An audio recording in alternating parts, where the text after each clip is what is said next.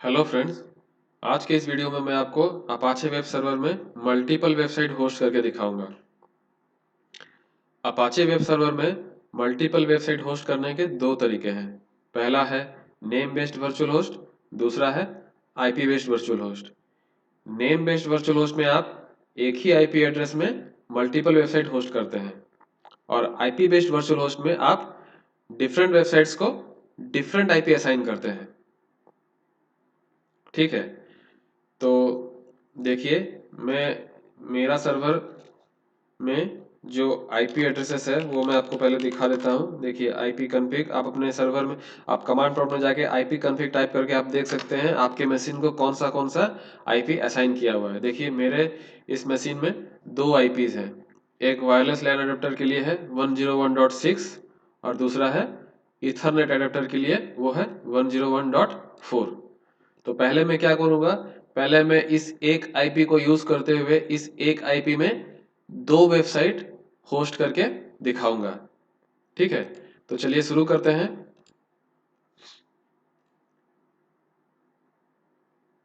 Name based virtual host के लिए हमें अपने अपाचे सर्वर के कॉन्फ़िगरेशन फाइल में,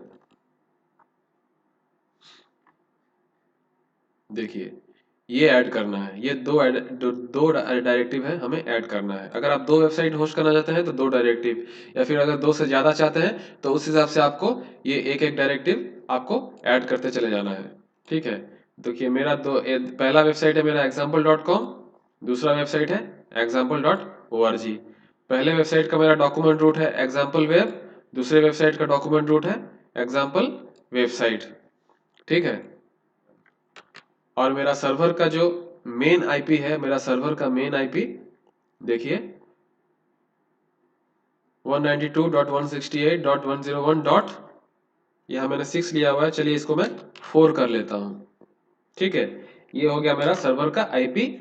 इस आईपी पे मेरा दो वेबसाइट राइट नाउ होस्टेड है। क्या क्या? एक example.com और दूसरा example.org। ठीक है, अब इस फाइल को हम लोग सेव कर लेते हैं। सेव करने के बाद नेक्स्ट हम चलेंगे अपने लोकल मशीन के डीएनएस फाइल में।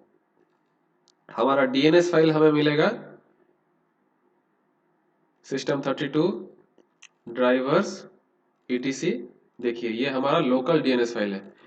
इस फाइल में हमें चेंजेस करने हैं। देखिए, यहाँ पे आईपी एड्रेस हमने .6 लिया है, इसको .4 कर लेते हैं। ठीक है, हमने यहाँ पे दो डिफरेंट डोमेन को एक सिंगल आईपी असाइन किया है 101.4। इस फाइल को भी हम लोग सेव कर लेते हैं। तो name based virtual host implement करने के लिए ये दो फाइल में ही हमें चेंजेस करने हैं। अब नेक्स्ट हमें क्या करना है, हमें नेक्स्ट अपना सर्वर स्टार्ट करना है। सर्वर स्टार्ट करने के लिए हम httpd टाइप करेंगे और हमारा सर्वर स्टार्ट हो गया। एक ब्राउज़र ओपन करेंगे, ब्राउज़र ओपन करके दोनों वेबसाइट को चेक कर लेंगे वो रन कर रहा है कि नहीं। देखिए, एक है example.com, ये फाइन है, example.org। देखिए, मेरा दोनों वेबसाइट, माई फर्स्ट वेबसाइट और माई सेकेंड वेबसाइट, दोनों वेबसाइट्स एक आईपी एड्रेस में एक सर्वर पे होस्टेड है। नेक्स्ट हम क्या करेंगे, IP based virtual host. IP based virtual host के लिए हमें फिर से अपने सर्वर का कॉन्फ़िगरेशन फाइल ओपन करना है और इस फाइल में आकर देखिए, ये जो दो डिफरेंट वेबसाइट है, इस डिफरेंट वेबसाइट्स को हमें डिफरेंट आईपी असाइन करना है। एक को मैं असाइन करूंगा, सॉरी,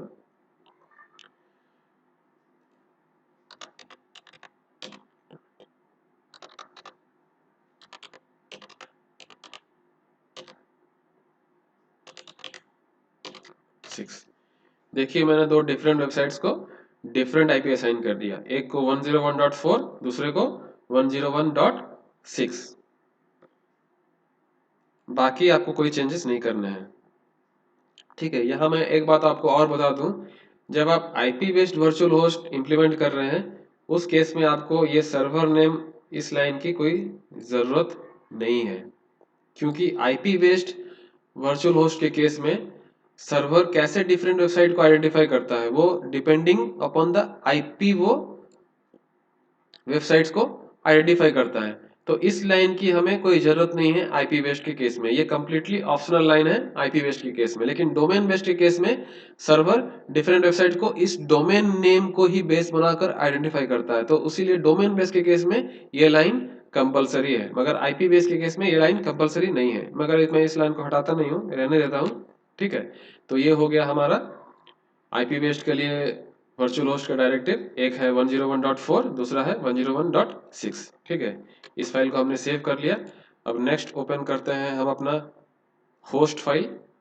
यहाँ पे भी हमें चेंजेस करने हैं। देखिए 101.4 को मैंने example.com दिया और 101.6 को example.org दिया। देखिए ये दोनों ही आईपी एड्रेस मेरे पास सर्वर के दो डिफरेंट इंटरफेसेस में है। देखिए मेरा एक इंटरफेस में लोकल इथरनेट इंटरफेस में मेरा 101.4 आईपी एड्रेस है, और जो मेरा वायरलेस लैन अडेप्टर है उस इंटरफेस में मेरा 101.6 आईपी एड्रेस है। तो आपको ये बात ध्यान में रखनी है, जो आईपी एड्रेस आपके पास है वही आईपी एड्रेस आपको अपने वेबसाइट में असाइन करने हैं। आप डिफरेंट आईपी एड्रेस असाइन नहीं कर सकते हैं। ठीक है, तो ये हमारा होस्ट फाइल भी कंप्लीट है। इस फाइल को हम लोग क्लोज कर लेते हैं। अब हम फिर से ओपन करेंगे ब्राउजर।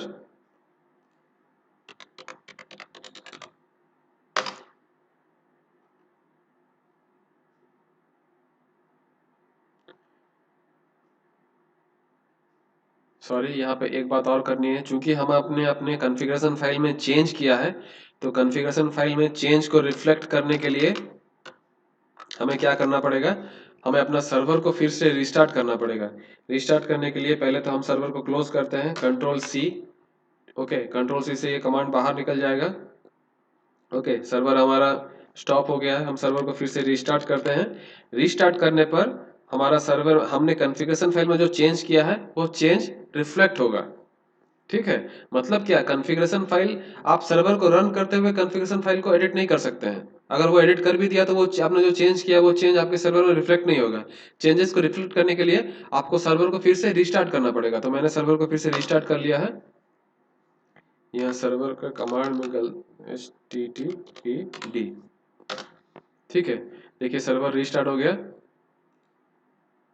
अब हम अपना वेबसाइट को फिर से रन करते हैं, example.com, example.org। तो देखिए इस तरीके से आप एक सर्वर में मल्टीपल वेबसाइट को होस्ट कर सकते हैं। आज के इस वीडियो में इतना ही। Thank you.